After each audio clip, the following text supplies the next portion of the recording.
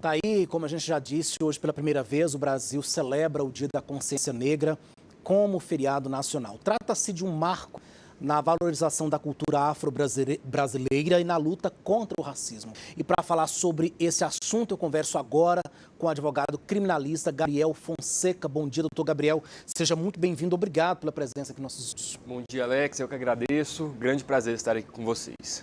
Doutor, eu queria começar, então, esclarecendo um pouquinho sobre a Lei 14.532 de 2023, que equipara, então, a injúria racial ao crime de racismo. Eu queria que o senhor explicasse um pouquinho essa diferenciação, por favor. O racismo, ele é um crime cometido contra uma coletividade. Dou um exemplo. Alguém que é proprietário de um restaurante coloca uma placa ou simplesmente proíbe a entrada de pessoas negras. Isso é considerado racismo. A injúria racial, ela é uma ofensa à honra de um indivíduo. Ela é direcionada a alguém. É quando eu chamo alguém com o intuito de denegrir a imagem dele pela cor da pele, pela raça, pela etnia. Então tem essa diferença na caracterização dos crimes. O que foi equiparado pela lei, que foi também definido pelo STF, é que a pena passou a ser igual para os dois crimes e também a injúria racial passou a ter um caráter prescritível e inafiançável. Doutor, quais os casos mais comuns que chegam até o senhor? Bom, hoje nós temos muitos casos, infelizmente aqui não só em Goiânia, mas no Brasil todo, acontece ainda muito situação de racismo e de injúria racial. Chegam muitos casos de xingamentos, chegam muitos casos em que pessoas ali em uma discussão mais aflorada chamam uma pessoa de macaco, de seu preto, com esse tom conotativo. Então, infelizmente, ainda acontece e muito situações como essa. Posso citar também aqui o caso do Vinícius Júnior, jogador de futebol, que atua na Espanha, e nós vemos que até países europeus que são desenvolvidos, até mais que o Brasil, ainda tem, infelizmente, o racismo impregnado na sociedade. Doutor, a gente tem percebido aí, inclusive como a gente citou, nessa lei que equipara os crimes de racismo com também injúria racial, nós temos percebido que a legislação tem avançado muito, mas, infelizmente, ainda temos muito. Parece até que às vezes a gente tem a sensação que não conseguimos ainda desatar nessas amarras, né? Essa corrente do preconceito. Por que o senhor acha que esses casos ainda continuam aumentando ainda no país? Hoje nós temos um aumento significativo de casos, principalmente pela atuação da mídia. Às vezes não significa que tem mais casos, significa que mais casos apurados. Por exemplo, muitas pessoas conseguem produzir prova por celular, a mídia está mais incisiva nesses casos. Então, nós vemos sendo muito por conta da mídia, que faz um papel fundamental nesse tipo de coisa. Agora, o Dia da Consciência Negra, ele tem justamente esse caráter informativo para que a população entenda o que é o racismo, por que acontece essa data, por que existe um contexto histórico que faz com que a pessoa negra ela tenha mais dificuldade de se inserir na sociedade, mais dificuldade de ter oportunidades. Então, eu entendo que a lei tem avançado no sentido de informar mais a população. E isso é de extrema importância. E acredito que cada vez mais nós teremos atualizações, principalmente com o aumento de pena, que isso é fundamental. Tá certo. Doutor, muitos inquéritos aí, infelizmente, acabam colocando os crimes muito parecidos, tipo racismo, injúria racial. Essa classificação, ela pode prejudicar o andamento do processo? Pode prejudicar, inclusive é um argumento que a própria defesa pode usar em casos de pessoas que estejam sendo acusadas por isso. A caracterização do crime, ela é fundamental para que exista uma denúncia, para que exista um processo legal. E se tiver uma tipificação errada, pode ser que lá na frente, quando o juiz for dar uma sentença, ele tenha que absolver a pessoa, justamente porque lá na denúncia, lá na investigação, foi tratado de maneira diferente. Então, cada crime, cada conduta deve ser tratado da maneira que a lei prevê especificamente.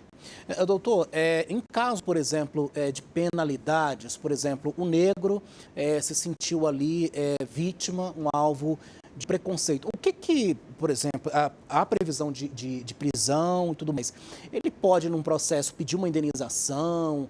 O que pode ter o resultado, né, prático de um processo como esse? Além da pena, que vai de 2 a 5 anos para a pessoa que comete esse tipo de crime, O artigo 387, inciso 4 do Código de Processo Penal, ele prevê uma indenização para os danos que foram causados à vítima.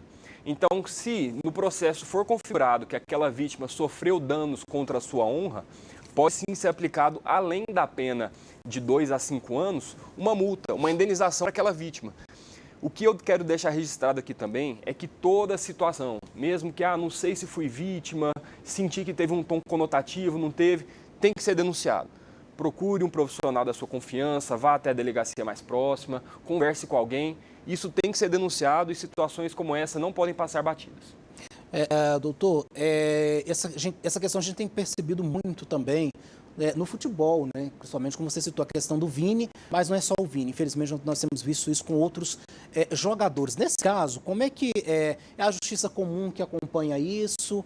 É a justiça desportiva? Como que um jogador, se ele sente, né, alvo de racismo, deve tomar alguma atitude em relação a isso? A justiça desportiva e a justiça comum, elas atuam de maneira separadamente. Mas as duas podem infligir ali uma pena para quem comete o racismo. A justiça desportiva, ela apura ali uma punição para o clube, apura uma punição para aquele clube que é responsável pela torcida ou pelo próprio jogador. E a justiça criminal, ela apura especificamente o crime ocorrido. Hoje, com a tecnologia nos estádios, nós temos câmeras que conseguem identificar pessoas que cometem esse tipo de crime e a legislação de cada país apurar. Lá na Espanha mesmo, como o caso do Vini, eles devem apurar esse tipo de crime e já foi apurado, já tiveram condenações, mas mesmo assim não foi uma coisa que foi reprimida. Aqui no Brasil, quando acontece, além da justiça desportiva, a justiça criminal, a autoridade policial deve apurar, deve identificar quem é o autor do racismo e deve punir. Doutor, atuando aí já nesse campo, nessa área, precisamos de mais legislações, legislação nova, ou é só colocar em prática e a que já está prevista? Não precisamos de mais legislações, tanto que o Brasil é reconhecido por justamente ter muita lei e pouca aplicabilidade. Quando nós comparamos a Constituição, as leis do Brasil com de outros países, a lei do Brasil é gigante, é muito mais extensa. O que falta aqui para nós é fiscalização e aplicabilidade. Eu entendo que não precisamos de uma nova lei, precisamos sim que esse tipo de crime seja punido mais severamente. A pena deve aumentar com o passar do tempo, e isso é correto.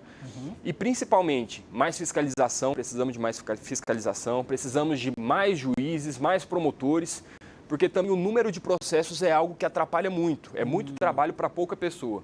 Então são detalhes que precisamos para que a punição ocorra de maneira efetiva.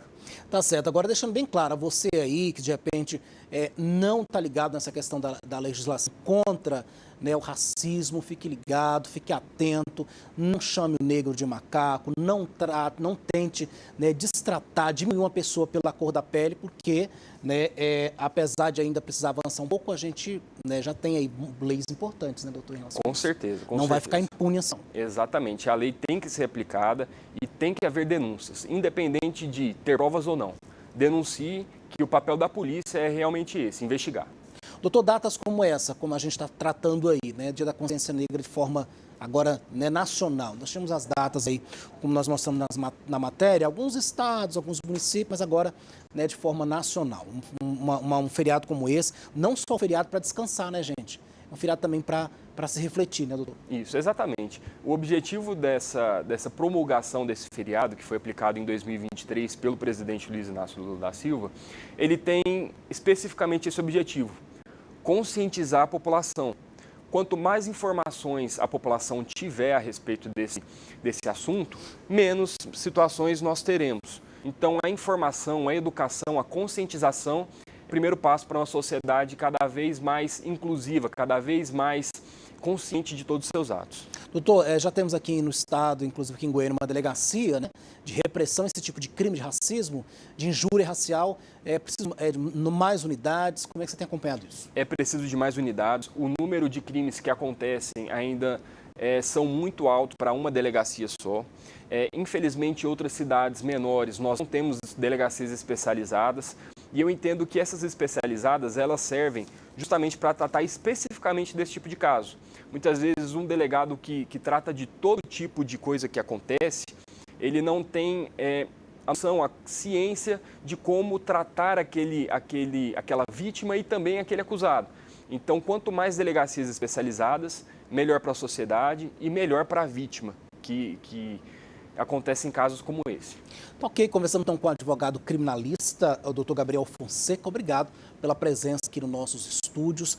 Parabéns pelo seu trabalho, que você continue então nessa defesa dessas pessoas que realmente precisam se defender de pessoas que ainda não entenderam, né, que racismo, injúria racial, dá cadeia, dá crime, dá indenização e tudo mais. Obrigado, doutor. Exatamente, Alex. Eu que agradeço. Um grande prazer estar aqui com vocês. Tá certo, obrigado.